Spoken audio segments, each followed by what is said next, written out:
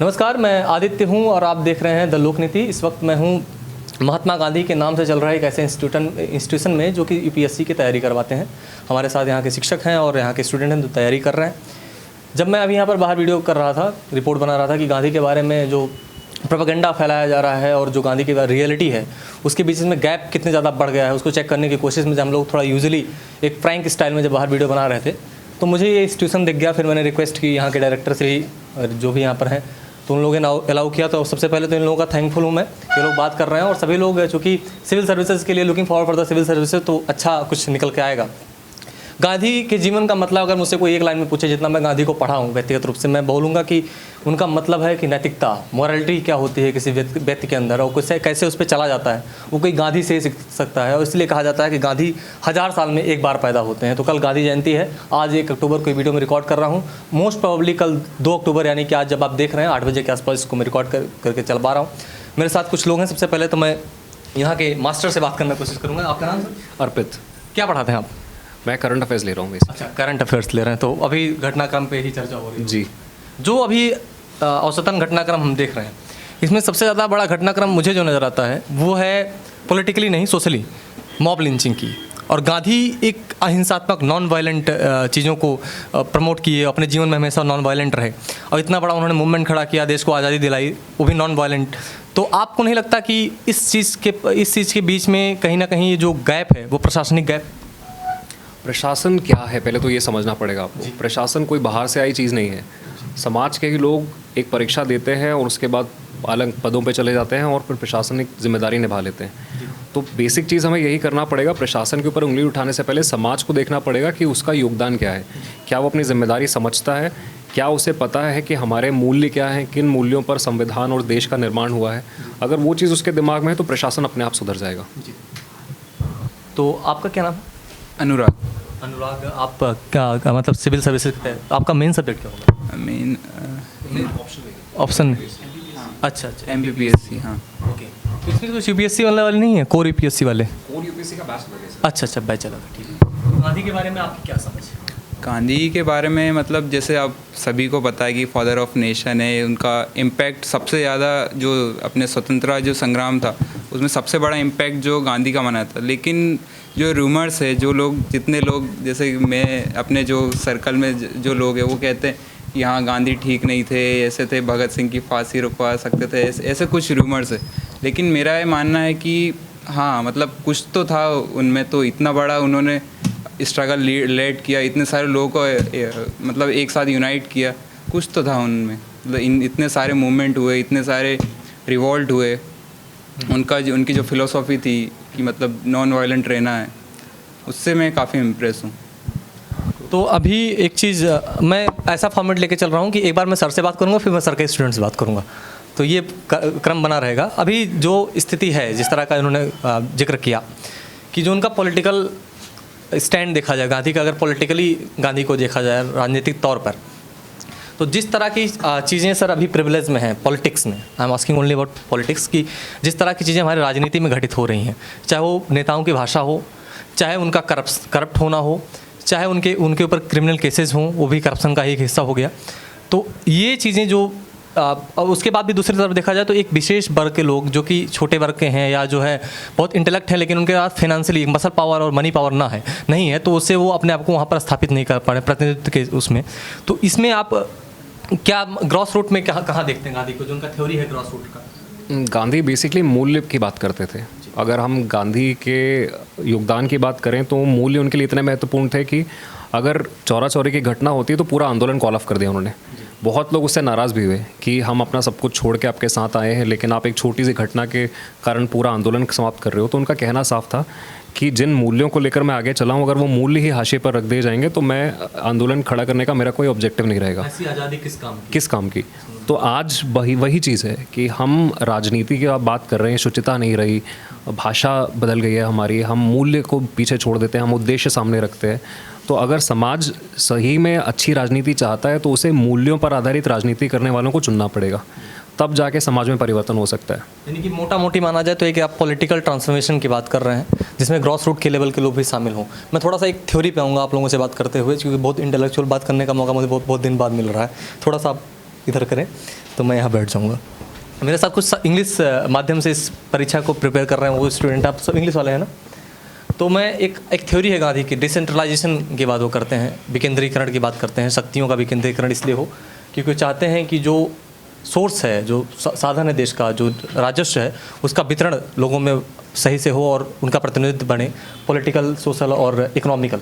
तो आप देखते हैं कि क्या इस देश में अगर हम कास्ट के बेसिस पे देखें तो ये क्या गैप, क्या हम इक्वल डिस्ट्रीब्यूशन पे हैं? नहीं। अच्छा, तो इसके लिए एक अगर आपसे मैं पूछूं कि एक प्रशासनिक अधिकारी के तौर पर तो आप क्या बोलना चाहेंगे आप? हाँ जी, मुझे नहीं लगता कि इतने सालों के बाद, एक्चुअली 72 ईयर्स हो चुके हैं हमें आज़ाद हुए, 72 73 चल रहा है अभी, but still I don't feel like कि we at every level that we are on the same level in every caste if we see, because if ऐसा कहने की बात है कि बिकॉज मैं एक इंजीनियरिंग का स्टूडेंट भी हूँ, तो ऐसे कहने को we joke about it a lot कि यार ये SC/ST आ गए हैं, पढ़े लिखे कुछ है नहीं, है ना, मेहनत कुछ करी नहीं है, हमने इतनी मेहनत करी है फिर भी हम वही हैं, वो भी वही हैं। ये बस जोक के लिए। हाँ, but it is a type of joke, क्योंकि एक्चुअल लेवल पे मैंने कई जगह देखा है कि ये जो बैकवर्ड कम्युनिटीज़ हैं, जो महात्मा गांधी जिनको हरिजन कहा करते थे, वो अभी भी कई चीज़ों में, कई स्टैंसेस में they are actually very lacking behind, they lack behind a lot at very places, and because क्योंकि ये एक बहुत कोई नया सिस्टम नहीं आया था, ये हज़ारों सालों के जो इनजस्टिसेस उनके खिलाफ, हज़ारों सालों की जो डिस्क्रिमिनेशन उनके खिलाफ हुआ है, वो आप इतनी जल्दी नहीं ख़त्म कर सकते हैं। अच्छा। तो इसलिए उनका जो कॉन्सेप्ट आया था कि इन्हें सबको साथ में लेके चलना है, तो ये गांधी का कॉन्सेप्ट बिल्कुल सही है। Very good point. एक चीज़ मैं सर आपसे लेना चाहूँगा, जहाँ पर वो लाके ख़त्म कर रहे हैं कि वो बात ओवरऑल उनका आ गया रिजर्वेशन के दायरे में, वो देखना शुरू कर दिए थे। तो रिजर्वेशन पे एक सीधा क्वेश्चन, लोग कहते हैं कि रिजर्वेशन हटा दिया जाए, आपको ऐसा महसूस होता है? बिल्कुल नहीं। रिजर्वेशन ठीक ढंग से कभी लागू ही नहीं हुआ तो हटाने की बात कहाँ से आ सकती है? तो आज सबसे बड़ी चुनौती क्या है? रिजर्वेशन लाने के पीछे का उद्देश्य क्या था? अंबेडकर साहब साफ कहते थे, गांधी जी से वो सहमत नहीं थे बहुत सारे मुद्दों पर, लेकिन दोनों एक चीज़ पर सहमत हुए कि कहीं ना कहीं समाज का एक वर्ग है जो वंचित रहा है। गांधी अपने तरीके से काम करना चाहते थे उनके लिए, अंबेडकर अलग तरीके से काम करना चाहते थे। तो धर्म, समाज सब मिलकर इसमें आ जाता है। राजनीति ने क्या किया है, आरक्षण को एक मुद्दा बना लिया चुनाव जीतने के लिए, तो दलित जो हैं, वंचित जो हैं, वोट बैंक बन गए।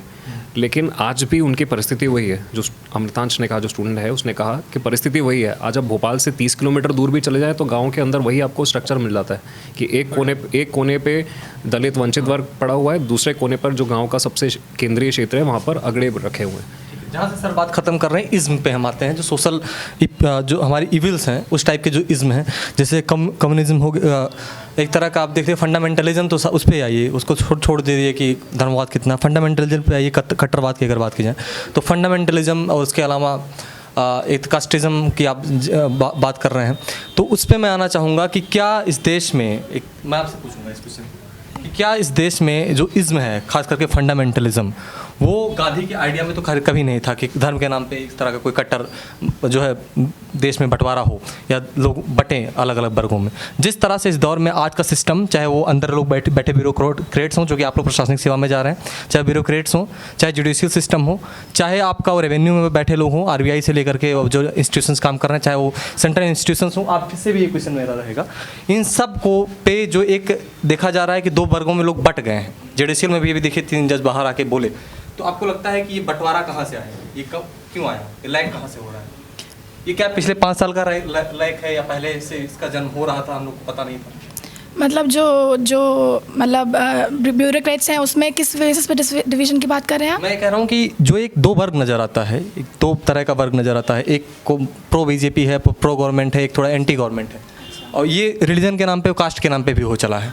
तो इसमें जो ये मतभेद नज़र आ रहे हैं, जो वर्ग नज़र आ रहे हैं, ये इसका जन्म पिछले 70 साल धीरे धीरे हो रहा था या पिछले 5 साल में अचानक से हो गया? ये तो शुरू से ही रहा है कि सबकी आइडियोलॉजी रही है कि हम इस वर्ग से बिलोंग करते हैं, ये ज़रूर था कि सबके मन में रहती थी ये बात, ये जागरूक तौर, ये ओपन तरीके से सब लोग बोलते नहीं थे, लेकिन आज सब इसको ओपनली एक्सप्रेस कर रहे हैं, तो ये खुल के सामने आ रहा है ये चीज़।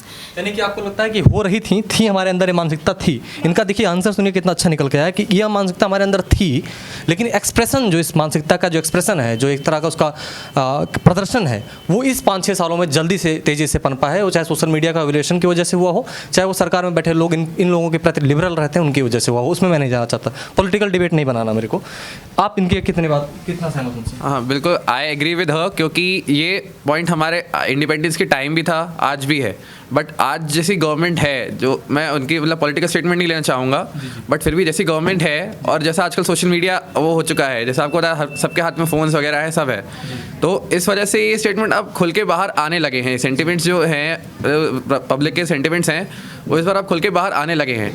और एज वी नो कि सोशल मीडिया पे कोई सेंसरशिप होती नहीं है, आपको कोई रोक नहीं सकता आपकी बात बोलने से। Thank you. नेक्स्ट सर, मैं 1 मिनट आपके साथ, फिर वहाँ से निकलूंगा मैं। अब वहाँ पर जहाँ बात खत्म हुई शुरू करना चाहूँगा। उन लोगों ने बताया कि पिछले कई सालों का परिणाम है जो हम देख रहे हैं। ये अलग बात है कि एक्सप्रेशन अभी 5-6 सालों में जल्दी आए, वो चाहे सरकार की वजह से आ रहे हों, चाहे वो सोशल मीडिया के एवोल्यूशन की वजह से आ रहा हो। लेकिन जो इन्होंने कहा उस पॉइंट पे मैं आना चाहूँगा कि क्या गांधी को बचाने में, गांधी को बचा ना पाने में कांग्रेस भी उतनी जिम्मेदार है जितनी बीजेपी है? सर मैं राजनीति पे नहीं जाना चाहता। गांधी को देश ने भुला दिया, बेसिक चीज़ ये है। हम नहीं पढ़ते उन्हें। नहीं, मैं ये नहीं कह रहा हूँ कि आप कांग्रेस में जाइए। हम ये कह रहे हैं कि पिछले 50 साल में हमने गांधी को बचाने में कोई कसर, गांधी को बचाए रखने के लिए कोई प्रयास किया क्या? ये मैं पूछ रहा हूँ। देखिए, प्रयास हम जिम्मेदारी सरकार पर डाल देते हैं ना। नहीं, अल्टीमेटली समाज नहीं कर रहा। समाज उनकी आत्मकथा नहीं पढ़ता है, समाज उनके विचारों को फॉलो नहीं कर रहा है। हम क्या करते हैं, गांधी जयंती पे मूर्ति साफ करके माला पहना दी, उनके विचारों के कोट्स बना के दीवारों पे लगा। मैं तो जाता भी नहीं, गांधी को सबसे जरूरी है पढ़ना। ठीक है, उनके विचारों को पेस्ट करके अच्छा दीवारों पे लिख दिया, स्वच्छ भारत अभियान का लोगो बना दिया, उनके नाम पे तमाम योजनाएं चल रही हैं। बट उनके व्यक्तित्व को किसने समझा? नहीं समझ पा रहे। तो उनके योगदान केवल आप इतिहास की किताबों में रख दोगे, बच्चों को पढ़ा दोगे, तो उससे कोई फ़र्क नहीं पड़ेगा। लेकिन उनके आधार पे अगर आप नीति निर्माण करोगे, समाज को जोड़ोगे, तो फ़ायदा है। तो मैं इसमें यहाँ बात कर रहा हूँ ना, और बहुत अच्छे डिस्कोर्स हुए। और मैं चाहता, वैसे तो आमतौर पे ये चीज़ ऐसे भी होनी चाहिए कि स्कूल्स में, कॉलेज लेवल पे ऐसे तमाम थ्योरीज़ पे जो हमारे महापुरुषों के बारे में चर्चा होती रहे। लेकिन अनफॉर्चुनेटली वो भी, उसका भी फॉर्मेट बदल दिया गया। आजकल इवेंट हो गया है, तो उसमें भी अलग तरह से उसको सेलिब्रेट किया जाता है, अजीब तरह से उसमें पेपर हो रहा है, कंपटीशन डिबेट्स हो रही हैं, वो अलग सा इवेंट बन के इस दौर में उभरा है। इस तरह की चर्चाएं जो क्लास में हुआ करती थी पुराने समय पे, जो 90s की किड्स हैं, हम लोगों से पूछी, वो अब गायब है, स्कूल से भी गायब है, कॉलेज से भी गायब है। तो बहुत अच्छा लगा इन लोगों से बात करके। I am really very thankful to you all. और अब देख रहे थे द लोकनीति, इसी तरह के तमाम खबरों के लिए और विस्तार से खबरों की अंदर की चीज़ों को जानने के लिए, रिसर्च और समझने के लिए। आपको कुछ बोलना है? आई एम रियली वेरी सॉरी, अब आपको साइन ऑफ दोबारा